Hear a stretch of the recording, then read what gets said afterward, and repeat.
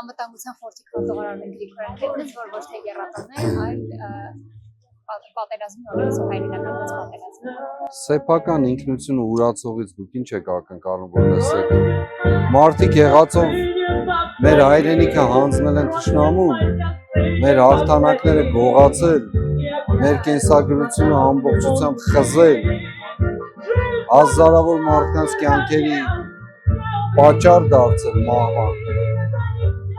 մարդկանց անհայտության մեջ մնալու, վիրավոր ապրելու, Բաքվի բանտերում տառապելու, երկրի սահմանները ամբողջությամբ քայքայելու